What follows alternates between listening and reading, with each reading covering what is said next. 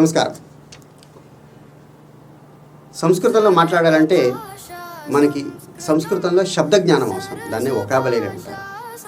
నిత్యం వాడేటువంటి శబ్దాల యొక్క జ్ఞానం మనకి ఎంతో అవసరం. ఉదాహరణ కోసం తలుపు, దాన్ని సంస్కృతంలో ఏమనాలి? దీపం, దాన్ని సంస్కృతంలో ఏమనాలి అనేటువంటిది కంఠస్థం చేసి ప్రయోగం చేయాలి. సరళంగా నేర్చుకోవడానికి మార్గం ఏమిటి? అలాగే మన ఇంటికి ఎవరైనా వచ్చినప్పుడు మనం నేర్పించకుండానే నేర్పించాలి సంస్కృతం అనుకున్నప్పుడు మార్గము సంస్కృత గృహానికి సంబంధించిన ఈ స్టిక్కర్స్, లేపనాలు.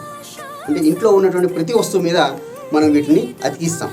ఉదాహరణ కోసం ద్వారం, తలుపు, స్నానాలయ, బాత్రూమ్, వస్త్రక్షాళకం, బట్టల సబ్బు, సోపానాని, మెట్లు, ఇలా ఇంట్లో ఉన్నటువంటి ప్రతి వస్తువు మీద అతికిస్తాం. ఇవి ఇంట్లో ఉన్నటువంటి స్థానాలు, వస్తువులు, దీర్ఘపేటిక, టేబుల్, దండదీప, దీపం, నిత్య ఉపయోగ వస్తువులు, దంతఫేనకం, పేస్ట్, శిరఫేనకం, నూనె, ఇటువంటి వస్తువుల్ని మనం ప్రతి చోట అంటించడం వల్ల రోజు చూస్తాము. దాని ద్వారా శబ్దాలు మనకి గుర్తుంటాయి.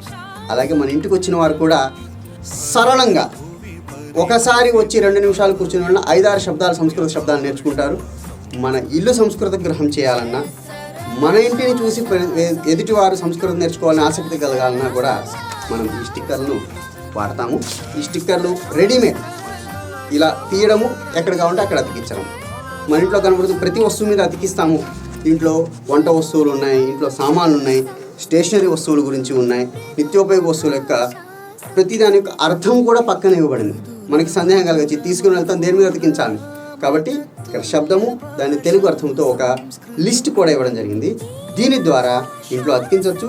నిత్యము సంస్కృతంలో వ్యవహారాన్ని చేయడానికి అవసరమైనటువంటి శబ్దాలను సరళంగా కంఠస్థం చేయకుండానే రోజు చూసి మనం నేర్చుకోవచ్చు. అటువంటి స్టిక్కర్స్ని మనం కొనవచ్చు. సంస్కృత భారతి సత్యనారాయణపురంలో ఉన్నటువంటి అమృతం కార్యాలయంలో, అలాగే సంస్కృత భారతి కార్యకర్తల ద్వారా కూడా ఈ స్టిక్కర్ను మనం కొనవచ్చు. ప్రతి నగరంలో ఉన్నటువంటి సంస్కృత భారతి కార్యకర్తలను కలిసి ఈ స్టిక్కర్లను తీసుకుందాం, మన ఇంట్లో అతికిద్దాం, సంస్కృతం మనం నేర్చుకుందాం, బయట వచ్చినటువంటి వారికి కూడా ప్రేరణ ఇద్దాం సంస్కృతం నేర్చుకోవడానికి.